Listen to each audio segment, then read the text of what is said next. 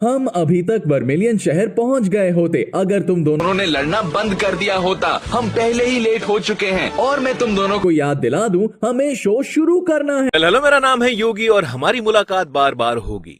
चलिए, पोकेमॉन में ब्रॉक को किसने आवाज दी थी ये तो आपने देख लिया। अब बात करते हैं बाकी कैरेक्टर्स की, जिसमें मैं सबसे पहला नाम लूंगा the cutest Golu Molu current मारने वाले पिकाचू की, जिसको कुछ सीजन्स में अपनी क्यूट सी आवाज दी है सोनल कौशल जी ने। पीका पीका पी पीका पी पिकाचू पिकाचू। पोकेमॉन की फर्स्ट एवर मूवी अगर आपने देखी है तो उसमें इंट्रोड्यूस किया गया था दुनिया के सबसे ताकतवर पोकेमॉन म्यूटू को, जिसे अपनी दमदार आवाज दी थी संकेत म्हात्रे जी ने। मैंने सोचा कम से कम एक बार तो इंसानों के साथ रहकर देखो, इंसान पोकेमॉन से बेहतर नहीं है और सभी जीवों में सबसे बुरे हैं।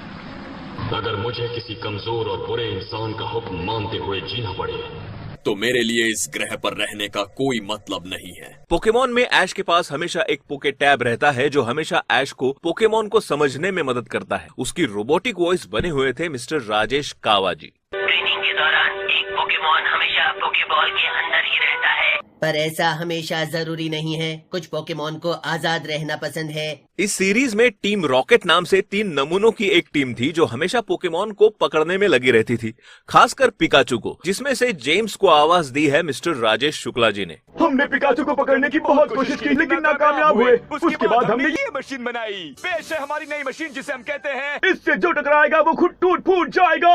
और जेसी को आवाज दी है आरजे शगुफ्ता बेग ने। देखो, रिबन जीतने का एक ही सीक्रेट है, जजेस और ऑडियंस की पसंद के हिसाब से अपना परफॉर्मेंस देना होगा। एक पोकेमॉन चाहिए जो इंसान की भाषा समझता हो और तुम उसके लिए परफेक्ट हो। इस सीरीज में आपने हर एपिसोड में एक नैरेटिव वॉइस सुनी होगी जो एपिसोड के पहले और आखिर में आती थी, और वो आवाज बने थे मिस्टर विनोद शर्मा जी। सबको अलविदा कहते कहते ऐश, मिस्टी और रॉक को पता है कि वो नसीब वाले हैं कि उन्होंने एक प्राचीन पोकेमॉन को देखा है। एक्साइटिंग पास्ट को देखने के बाद अब वो निकल पड़े हैं एक्साइटिंग फ्यूचर की ओर। इसी सीरीज में ऑफिसर जेनी और नर्स जॉय को एक ही वॉइस एक्टर ने अपनी आवाज दी है। अब इसका अच्छी तरह से ख्याल रखना। अगर तुम्हें पोकेमॉन ट्रेनर बनना है तो उसे तब तक लड़ने के लिए मत भेजना जब तक उसकी हालत ठीक नहीं हो जाती। आखिरकार अब ऐसा लगता है कि सब कुछ ठीक हो गया है। मुझे भी अब वापस टाउन चले जाना चाहिए। चलो हम फिर मिलेंगे। पोकेमॉन में वैसे और भी बहुत से कैरेक्टर्स है, लाइक लीड कैरेक्टर्स ऐश केचम और मिस्टी। और फन फैक्ट ये कि दोनों कैरेक्टर्स को रियल लाइफ हस्बैंड वाइफ ने अपनी आवाज से नवाजा है। चलिए मिलते हैं अगले वीडियो में।